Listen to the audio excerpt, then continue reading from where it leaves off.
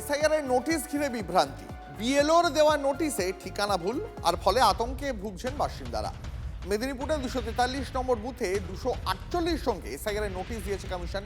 সেই নোটিশেই 17 নম্বর ওয়ার্ডের পালবাড়ির বদলে তালতলা লেখা। প্রত্যেকেই ওই এলাকায় 20 বছরের বেশি সময় ধরে বসবাস করছেন। এলাকার অন্য নাম আসাতেই আতঙ্কে ভুগছেন ওই 248 জন। তাদের আশ্বস্ত করতেই বাড়ি বাড়ি ঘুরছেন কাউন্সিলর। আমরা এসআই ফর্ম যখন ফিল আপ করেছিলাম, আমাদের ঠিকানা হচ্ছে পালবাড়ি, ঠিক আছে। কিন্তু আমাদেরকে এসআইয়ের যে নোটিশটা সার্ভ করেছেন, ওখানে অ্যাড্রেসটা দিয়েছে তালপুকুর। যখন বিএলওর সঙ্গে কন্ট্যাক্ট করলাম, বিএলও বলছে এটা আমার কিছু করার নেই। ওনার এই যে বলেছেন ইয়ারও উনি করেছেন, যা বলা ওনাকে বলতে হবে। বিএলও বলছে আমার কিছু করার নাই। আমাদের এখানে 248 জনের নামে হিয়ারিং এসেছে। 2000 এতে ভোটটা ছিল নি, আর বাবার এতে ভোটটা হচ্ছে আর কি।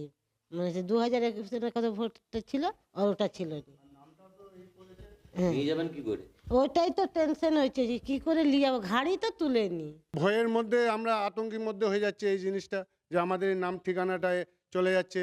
এই ঠিকানাটা এক জায়গায় ছিল, আরেক ঠিকানা হয়ে গেল। কিভাবে আমরা হিয়ারিংয়ে দিয়ে আসার পর তখন আমরা যে ভোটের কোনো কার্ড পাবো না, কোনো বাইরে চলে যেতে হবে।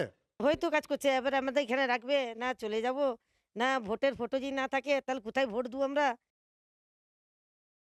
যে একসাথে এতজন মানুষের অ্যাড্রেস চেঞ্জ হয়ে গেছে, মানে কি আপনারা আমি এখন ঠিক জানি না, ঠিক আমি স্যারের সাথে মতামত নিয়ে আপনাকে জানাবো। মানে এই যে ভুল অ্যাড্রেস, এটার জন্য কি মনে করেন যে এ ধরনের ভুল হলো কেন দিদি?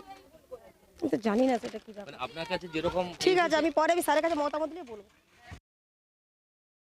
কাদের জন্য হচ্ছে, কাদের জন্য এই ঠিকানা ভুল, ম্যাপিং কেন হয়নি, এটা দায়িত্ব নিতে হবে নির্বাচন কমিশনকে।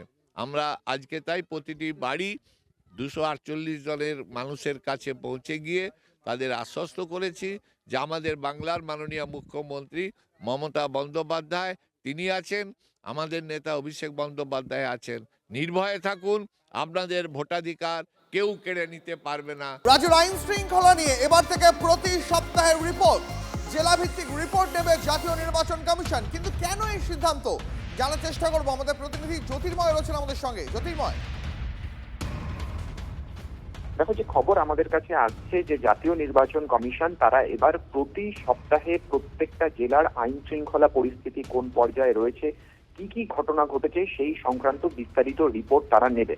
এবং গতকাল যে বৈঠক হয়েছে সেই বৈঠকে পশ্চিমবঙ্গের মুখ্য নির্বাচনী আধিকারিক মনোজ আগরওয়ালকে এই বিষয়ে নির্দেশ দেওয়া হয়েছে।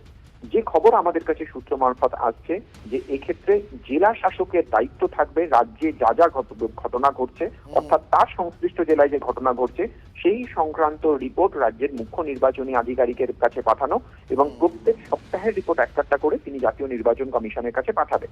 এই রিপোর্টের ভিত্তিতেই আগামী দিনে রাজ্যে মোট কত সেন্সিটিভ বুথ হবে এবং এই জায়গাতে মোট কত কেন্দ্রীয় বাহিনীর মোতায়েনের প্রয়োজন সেই বিষয়ে চূড়ান্ত সিদ্ধান্ত গ্রহণ করবে জাতীয় নির্বাচন কমিশন। ধন্যবাদ জ্যোতির্ময়।